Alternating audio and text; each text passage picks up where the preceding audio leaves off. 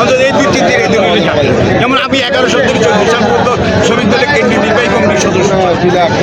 আপনি কি মনে করেন যে আপনারা আমি মনে করি না, এটা আমার অন্তরের টানে, কিন্তু একটা উপর আল্লাহর হাতে।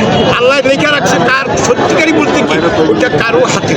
এটা জনগণ যাকে ভালোবাসে তাকে টাইনে করে নিবে, আমার বিশ্বাস। আমি মনে করবো যে এই ধানের শীষকেই তারা টাইনে বুকে নেবে।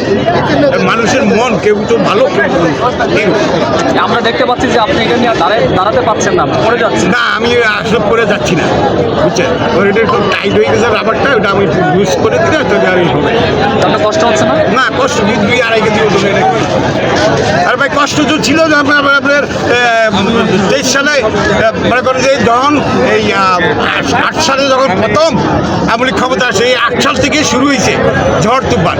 23 সালে 28 অক্টোবর লাস্ট তুফান শুরু হয়েছে, পরে 9 মাস আমি ঢাকা বিভাগে ঢুকতে পারিনি। বিএনপি যদি ক্ষমতায় আসে তাহলে দেশে কি পরিবর্তন হবে বলে মনে করেন? ভাই এটা শোনেন, পরিবর্তন অনেক কিছুই হবে। অন্যায় অনিয়মটা রাস্তার থেকে কমে যাবে ইনশাল্লাহ, এইটুকু আমার মনে বিশ্বাস। বাকিটা আল্লাহ পাক জানে। হয়তো আমি দেখতেও দেখতে পারো বা নাও পারি।